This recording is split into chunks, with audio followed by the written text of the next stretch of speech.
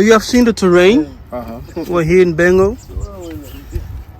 So, what is your thoughts about this terrain here? It's a lot of green. Yeah, very fertile ground. Yeah. Red dirt. You can tell Jamaica, we have red dirt, and that's very good for planting. But as far as the territory, a lot of space for building. Now I can conceptualize what a plot, the size of a plot is. And one plot is good enough to build the house, but for me personally, I want space to grow. So yeah, but there's a lot of territory available. So if people are looking to buy, why not here? Why not here and develop a community of people so we can look out for one another and you know, build together, you know? So yeah. Amigo Nicolau, what do you have to say about this terrain where we at? I've been talking all the time, you know. I already said everything, but what Byron said, it's I agree with that. You know, it's a very fruitful area as well, close to the airport, close to the highway, and a lot of space to grow. You know, take care of each other, build a community, be together, businesses, houses. I still stand by that. It's close to the airport. This beautiful land available close to the airport for affordable price. Yeah. And my goodness. You know, when someone believes in something enough to put their own money into it, then that tells me a lot. Because I've had people say, "Oh, buy this land. Did you buy any of it?" No, but you know, it's still good. Okay, well, you know, the mere fact that you guys have invested says that you believe in the potential of the land. So that gives other people confidence to say, okay, well, at least I know that you've invested into it. So maybe it's a good investment for me also. We have 3 plots. Yeah. And yes, it goes all the way to the back. Yeah, all the way to the back. And this is also part of it. This will be the road. Right. Put asphalt so that you'll be able to travel. And here will be a wall, so that it will be separated from this plot. Right. So here the wall will go up. So only we are the ones who will have access to this place. Okay. Yes. Okay. Beautiful.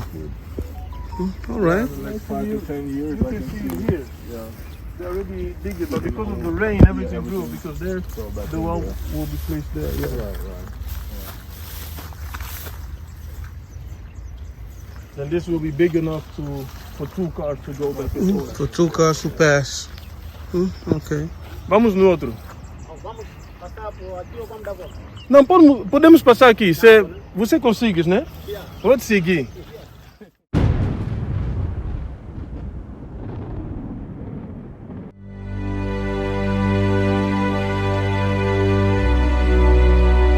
Salama, Bena Zulu, Bena Kongo.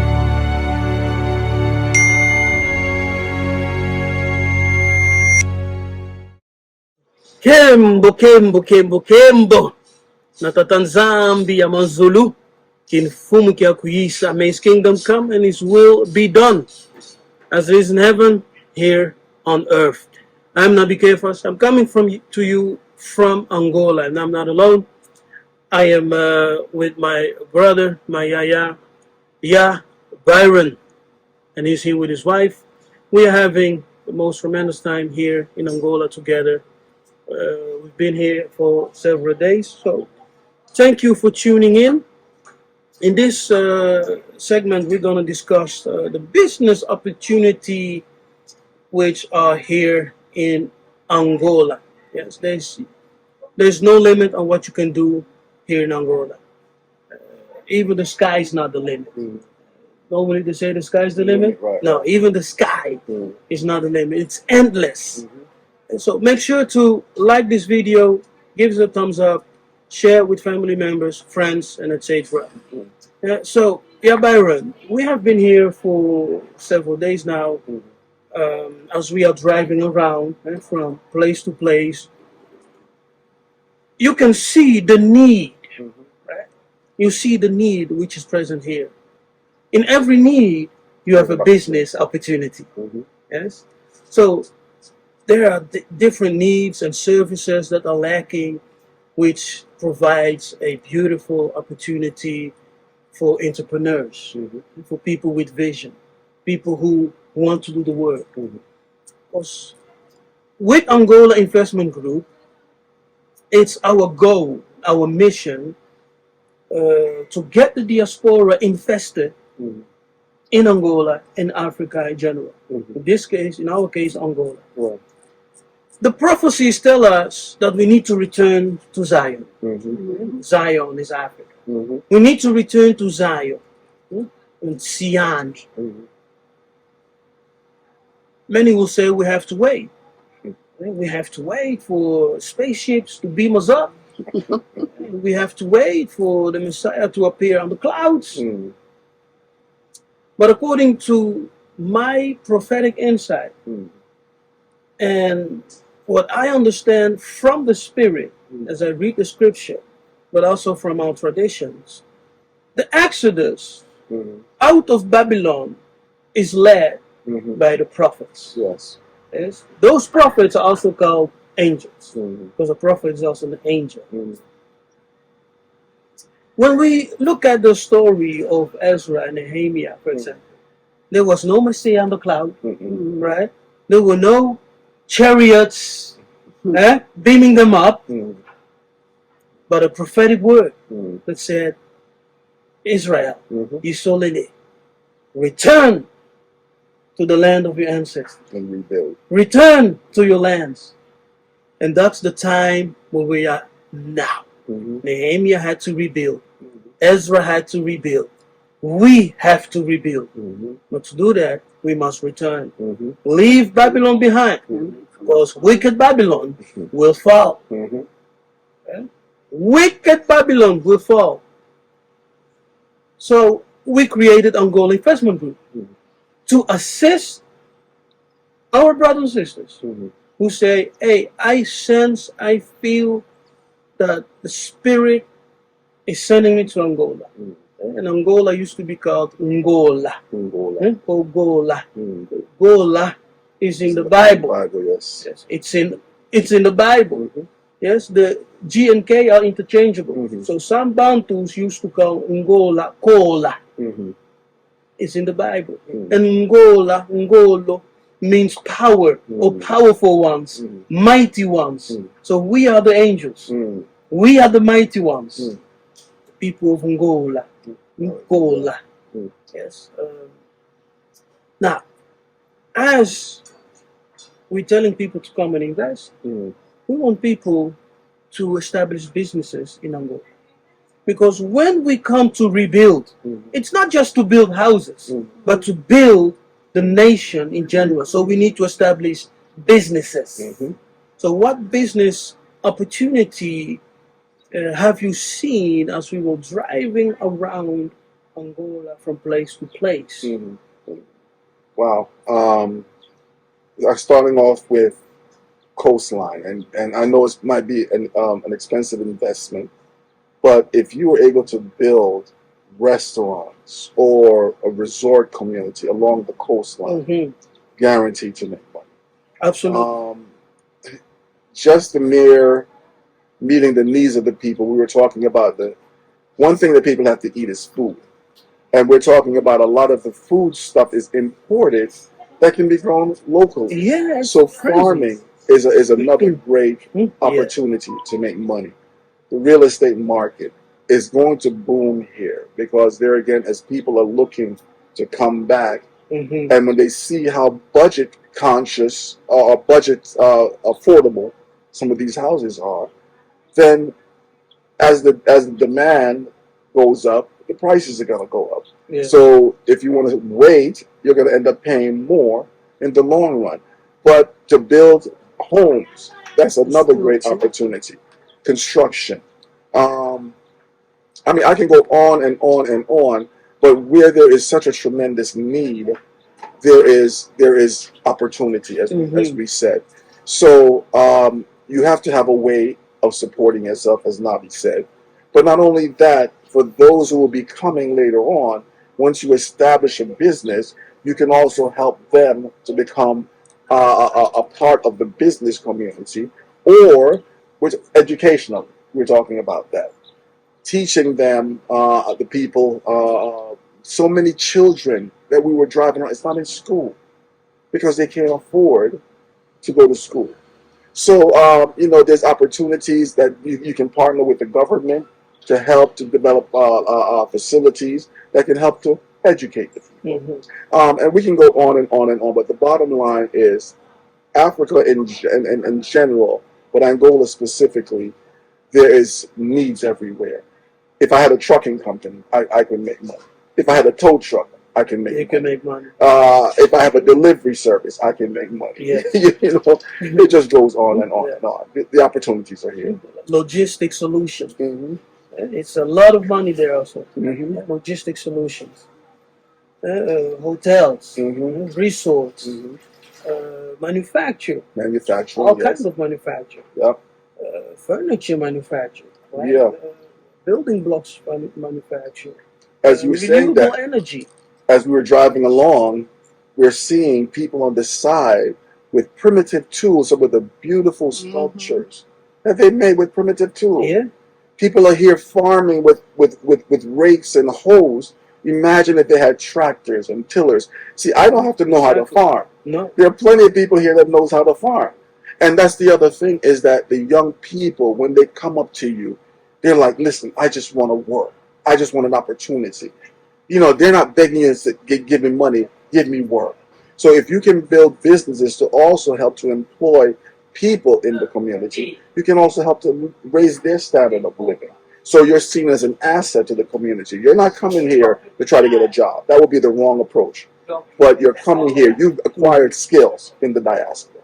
Some of you are teachers, some of you are lawyers, whatever skill sets that you've acquired, accountants, you can bring that home and use that skill to help to build the Africa of the future. Are people able to get loans from the United States of America to start a business outside of America? That's a good question. I think because Africa has been given a bad reputation for so long, that they see Africa as risky investment, at least from the banking community, which is not really true, but that's their way of keeping Africa down, by saying that Africa is not a good investment risk. So you might find it more challenging to get loans, but to me, if you can present a good, solid business plan. We met with what's the energy group yesterday? Total Energy Group. Yeah, Total Energy. And they were offering franchises in a gas station, and for a startup cost of about maybe say 1.5 million, which you can get several people to partner together. Yeah. You can have a gas station with their brand, and they would help you to establish that, and it will help to employ and maintain it, and you can employ the locals, and that could be a thriving business opportunity for people. Yes. So, and the franchise fee is 1%. 1%. Yeah, is all they ask. Mostly it's higher, right? Oh yeah, yes. In this case, absolutely. I know franchise fee of 30%. Yeah, yeah. 1% is not is nothing as a franchise fee to use their name and their branding to build your business. Exactly. Yeah. So it's a very interesting one. If you want to have more information on that, just let us know. I will make sure that my email is in the description box. If you're interested in investing in a gas station franchise from Total Energies, so that's an opportunity. Another business here is constructing houses. Yes, buy plots and construct condominium style living space. That's also one of the very, very lucrative businesses right now in Angola, because Angola has a lack of houses. There are too many people, and the population's ever increasing. Yes. Also, more and more people with money are being created here in Angola, and many are looking into Africa to invest. And some people love to invest in real estate. Right. we're talking residential and commercial. So that's a investment opportunity for people to invest in, and we ourselves, we are looking also into real estate. So for anyone who wants to invest in real estate, you can also contact us. We are aiming to buy huge plots where we can develop Israelite communities, Bantu communities from the diaspora. Those who are coming back, most of them do not speak Portuguese. We speak English, we speak Dutch, we speak German, we speak all kinds of languages. Right. But if you're coming from Brazil, it will be like home. You don't need to learn any language. You will just come and speak with the local population from the start. So we try to create an Israelite Bantu community in Angola.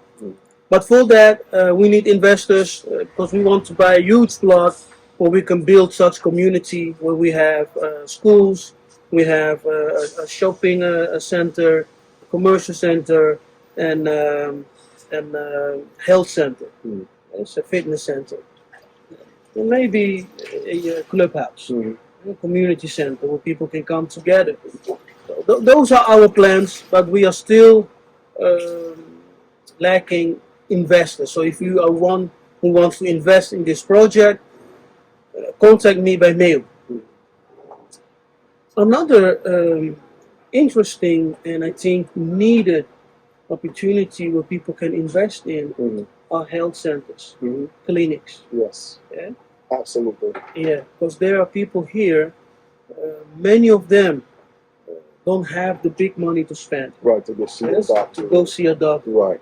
So if people from the diaspora who have the knowledge, right, maybe nurses, doctors, or whatever, you have the knowledge, the experience, consider to invest in a clinic where you can help the people, also where you can partner with the government. Right. You could do much for the Angolan youth, the Angolan population in general. And pharmacy. Medicine here in Angola is very, very, very expensive. Wow. What? Very expensive medicine. Because everything is imported. Right. So Angola has a need for more pharmacy. So if people who have the knowledge, the experience, please come, invest in a pharmacy in Angola. So whatever people are doing actually outside of Angola, in the West, all the knowledge you have acquired, right? All the skills, all the experiences, and I think that we as a people, we need to learn to do group economics. Absolutely. Yeah? Every other nation does it, except Us. the black man or woman. Why is it? It's a part of this mental slavery that we're in. We will go out, we'll spend $400 on a pair of sneakers, $1,500 on a belt.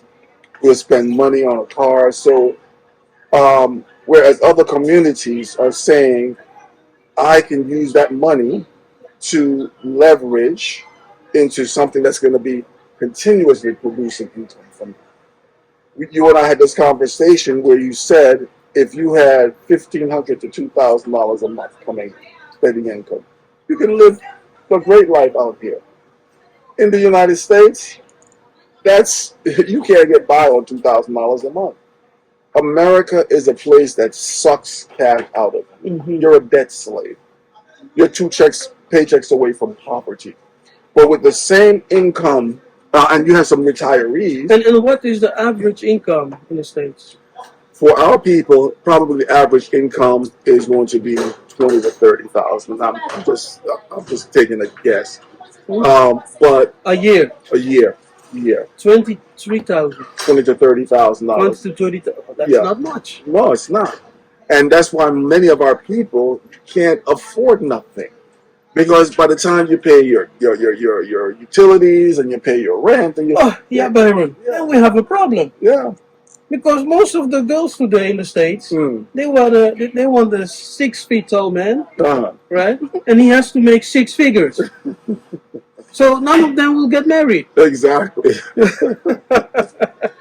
No, I'm telling you, America, yes, you have those who make higher incomes, but most of our people are struggling. Yeah, the most. And so you have an opportunity if you come here. I've heard of people coming here with little money, and they were able to figure it out and start business, and in no time they're now multi-million. Because once you're here, you can see the need, and if you have an entrepreneurial spirit or mindset. Chef, calma, estamos filmando. Estamos filmando. Sim, obrigado. Yeah, so if you have a business mindset, you can come here and you can, even if you have to partner with other people, and Nabi's formed a group that says that, okay, you can be a part of this investment group, and you can buy shares into different projects to help to start you on a journey of self-reliance. Because as long as you're there in the state, you are going to be a debt slave. You're going to be a debt slave. And so sometimes life is not without risk. But you can manage your risks as well as manage your expectations. But if you don't have a vision, then you're going to stay on that same merry-go-round until the day you die. Yeah, you will be actually like Simpson. Yeah. Powerful, anointed, strong, but blind. Exactly. Going in a circle. Yep. And providing food for the enemy. And entertainment. And entertainment.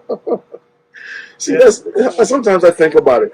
What if he took our athletes and instead of playing for the Mundele, we said we're going to form our own football. Yes. We're going to form our own basketball. We're going to form our own schools. But we have this individualistic mentality that as long as I'm getting mine, I'm good. How much has LeBron? Well, actually, LeBron has done some stuff, but collectively, we have many black millionaires and billionaires, and we can do something to uplift our community. But they don't mind you as an individual being rich. But anytime you start saying we as a people need to, oh no, because they know the moment we rise, they fall. So even though we are a minority in the West, they still fear us. I think it was Edgar Hoover that said that the greatest threat to America is black unity. Yeah, black unity. And it's sad that these people know that, but you don't know the power that you have. Is it the Mundele who taught us that you should do you? So that spirit of individualism. Yep. That's what it taught us, right? Yep, exactly. Back in the days in Africa, the children were eating from one plate, sharing the meal. The males were eating from one plate, and the women were eating from one plate. So we are all sharing one meal. Then the European came and said, no, everyone must have his own plate. Planting the spirit of individualism in us. So now we have this saying, you do you, and I will do me. Right? But we need to change it. Absolutely. It must become we must do we. Ubuntu. We must do we. We must work for us, for our welfare. Unashamedly. Because that's the other thing that they do, is when we say buy black, support black, it's like, why you gotta make it about that? You're being racist. But in their practice, they don't say it, but they do it. So why should we be ashamed of doing the same thing that they're doing? The Chinese come in and they practice group economics, as you're saying. Everybody else does it. But then when we try to do it, they want to shame us. See, I don't get our mindset. I'm seeing a change though, Nabi, where people are now taking pride in who they are, taking pride in their melanated skin. Our women are going back to their natural beautiful hair. Exactly. And so it's a part of a journey. but it hasn't gone far enough. We have to stop taking our money and put it in the pocket of these people that hate us and start investing it. I would rather suffer with my people than to continue to live amongst these people. Yeah, that's the mentality of Moses. Yeah. That's Moses speaking through you. Yeah. That's what he said. Mm-hmm. I would rather suffer with my people than continue to be my prince. I really believe that for us to be successful as a community, as we are coming back from captivity, because many of us, some migrated to the West, but many were taken captive, stolen, right? Kidnapped from Africa. Been there for over 400 years now. Now it's time for us to return. The time of our captivity is up. Now it's time to return. But investing in Africa, investing in Angola, one who has his funds may be successful by his own. But however, to be more effective as a community and to share our success as a community, we need to learn to practice group economics. Yes, absolutely. And Angola investment groups,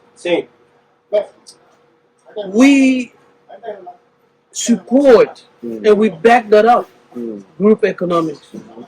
Because without group economics, we can just do so much. Yes. So much.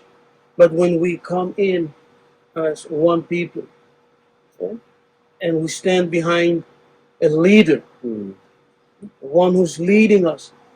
You know, when the Israelites, our ancestors, came out of Egypt, they were leaders, right? When they came out of Babylon with Ezra and Nehemiah, they were leaders. But the problem today is nobody wants to follow a leader to come out. Do you see it? Right. We just want to do it all by ourselves. And that's the devil. The devilish spirit and mentality of individualism that says you can do it by your own. But when we look at the biblical pattern and the ways of our ancestors, there were always leaders who went in front of the people. Yes. So we must practice group economics, and we must put our trust somewhere. Absolutely. To say, okay, this leader is doing something, let me support this work so that we as a people can come up on top. What are your thoughts? Yeah, absolutely. When I studied martial arts, you were taught that an open hand, you can break your fingers very easily. But a closed fist, there's power in this closed fist. And so understand that we are not a minority. We are a majority in the world. But because they've made us think that we're a minority, it made us feel inferior to them. You got to understand that it was your forefathers that built great civilizations, and that spirit is still within you. The Mundele has done a masterful job in getting us to not even realize the potential that lies in us. So if we are to rise up as a people, the two sticks have to come together. If we are to rise up as a people, there has to be some changes in our mentality, as well as changes in some of the systems that has kept us down for so long. Bom dia. But to change those systems, sometimes we have to leave out of those systems. That's why the Bible tells us to come on out of her. I hear people say, oh, no, I'm going to stay and work within the system. Well, if that's what you feel your calling is, but why do you think that there's this tug on your heart to return to the continent? Because the Spirit of the Most High is trying to get you to understand that it's time to come home. And so to come home means we're going to join hands with those brothers and sisters on the continent, as well as those of us in the diaspora. And when we join hands together, we can build a mighty, because remember, in the book of Ezekiel, the army didn't become a mighty army until the Spirit brought breath into them. We're out there making noise, but the Spirit is drawing us to a point of unity. And when the Spirit brings us that unity, we can be a mighty army. We can be a mighty army. So it's time. It's really time for us to start to galvanize and to come together, linking up with brothers like yourself, who knows the territory, you know the terrain. And so I don't have to come and try to learn the terrain. I met great people that you guys have introduced me to. So it's not like when they say they have contacts, they're not just talking stuff. They actually introduced me to some of the contacts that they have. And these are people who are visionaries. And so, we have to trust someone. And my time here with you has shown me that you can be trusted. And so, if people don't want to take heed, then unfortunately, many people, Jamaicans, we have a saying that if your ears won't hear, your butt's going to feel. And so now is the time to give heed to the things that we are. Everybody's predicting the West is going to fall. Babylon's going to fall. Not just us. Yeah, everybody. But also, atheists, professors, they're saying it. Yes. Same thing. So we're living in a time of preparation, and we need to prepare today. Actually, yesterday. Yeah. We need to prepare. We need to be ready. When the world falls, Africa will stand. When the West falls, Africa will be your salvation. Not the state of Israel. Africa will be your salvation. And I'm talking to the Israelite community out there, the Bantu community out there in the diaspora. Africa is your salvation. So we need to come back home. Come back, rebuild. Yeah, Byron, thank you for joining me in this broadcast. I hope you all have received some insight about what we're doing here in Angola. We will organize more trips to Angola this year. So make sure to subscribe so you can stay posted. Turn on the notification bell so you get notice when I upload a video each time. Ingeta, you're interested in the opportunities that present themselves here, you want to invest, you want some more information, email me, and you can find my email in the description box. I am Kefas. Thank you for watching. Nzambi Abenisa, and I'll see you next time. May Congo reign. Ingeta.